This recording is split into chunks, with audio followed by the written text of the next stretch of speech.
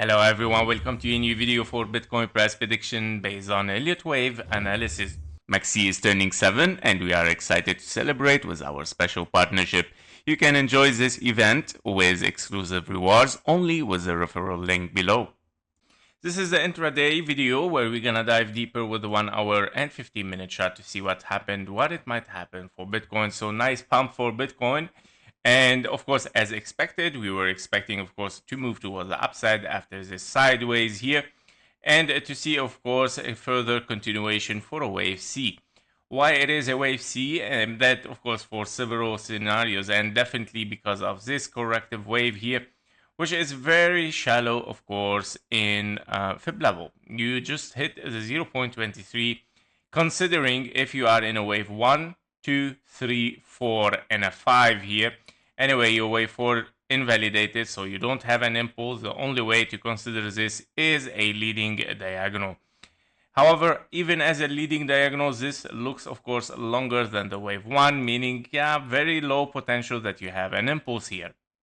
And this, of course, brings us to that scenario here, where you have finished potentially 3 waves up for a W, you have an X in between, and you're looking for 3 waves up, of course, to hit an A, B, and a C as a zigzag, potentially the 1-to-1 fib level in confluence with a 0.5 fib level taken from the top here of this drop, and then of course till the bottom of it. So you can see the confluence between the target, the 1-to-1 fib level, and the 0.5 at the 91k.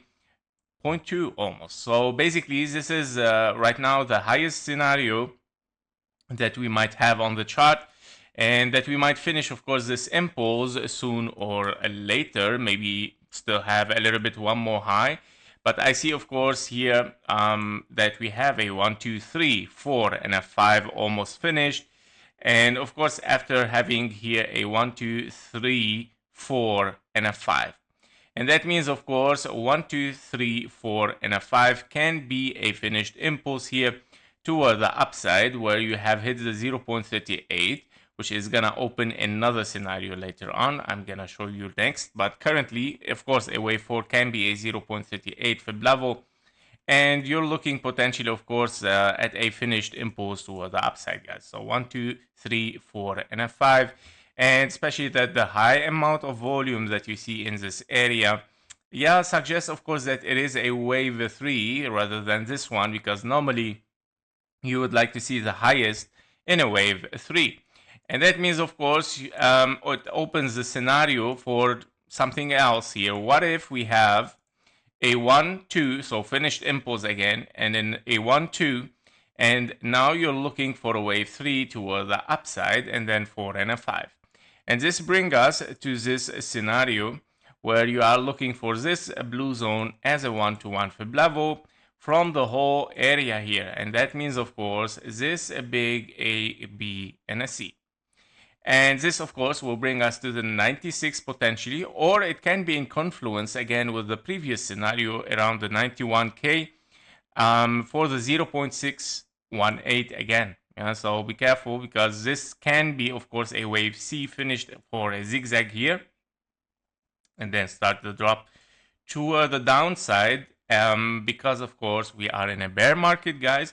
And of course, in both case scenario, we are corrective, and we might continue the trend toward the downside. Basically, so the idea is, are we looking here to this zigzag, which is also very close to finish here, or are we looking to this big zigzag, which it might even reach the 1-to-1 fib level? Those are the two scenarios right now in play. Of course, we have to walk one by one. You have to break this level first. You have to say, okay, we don't have any further move toward the upside. It's done, it's finished, W, X, and Y. We're moving toward the downside. Or if we don't break this, if we overshoot this and we continue toward the upside in a wave 3, therefore, of course, you are looking for the 1-to-1 fib level. 96,000 is, of course, on the table. And that means, of course, that you finished as well a big 3 waves. After, of course, also 3 waves toward the downside. 3 waves up, of course, for a wave B. and then you might of course continue the trend for a wave C for the bear market here. And of course, in case that this wave B is not done and finished yet, of course it might make 3 waves down, and then of course continuation for higher, because you know wave B can be something else, right? It can be bigger in time, because in case of course you have finished a wave A here, preferably that you get of course much more time here for a wave B, right? So you would like to see 3 waves up, 3 waves down, 1, 2, 3, 4, 5 to hit is this blue zone, which is a 0.618 at least in time. Now perfect time would be the 1-to-1 fib level. Don't forget that this also 3 waves can transform to a triangle, can be a flat, and yeah, can be a WX and a Y, right? WX and a Y even for higher a little bit later. So we're gonna see, of course, what form this is gonna take, but the level to be watched right now, the first level is the 91K, of course, at the 0.618, the 91 or 90.9, and we have to see the reaction. If we see, of course, drop down toward the downside, yeah, you have to start to consider, of course, that you finished 3 waves toward the upside, WX and a Y, and you're moving downward. Unless you continue overshooting, of course, this level, getting to the 1-to-1 fib level here, and then, of course, start the move toward the downside. Now, what if the impulse that we have, of course, as a 1-2, as explained, is very low possibility. This cannot be a wave 1. The diagonal here, in case it is a diagonal 1-2, yeah, the wave 2 did not reach even the 0.38 and barely touch even the 0.23. Therefore, higher potential that this is a wave B. And in this case scenario, of course, in case that you have a 1-2, you would like to see an overshooting the 1-to-1 fib level. This would be an answer if we are, of course, in a wave 3 or not. Of course, higher prices than the 1-to-1 fib level.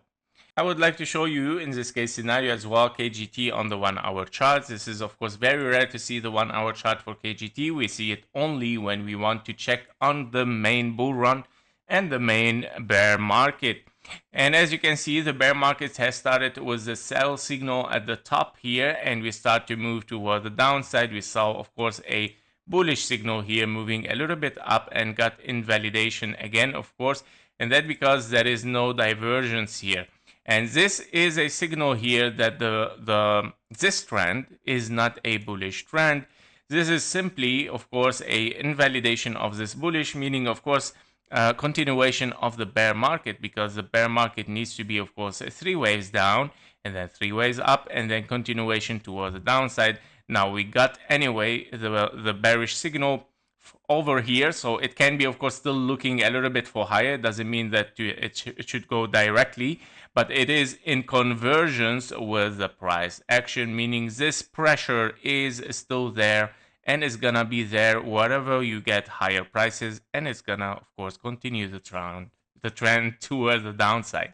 Yeah, so that was it for Bitcoin, and I'm still looking, of course, for this area as a target to move, of course, for a lower. No financial advice, of course, guys. Trade safe. And don't forget also to watch on X. Today we updated FET there, and much more are to come next. Thank you for watching. Thank you for your likes and comments, and see you in the next one. Bye bye.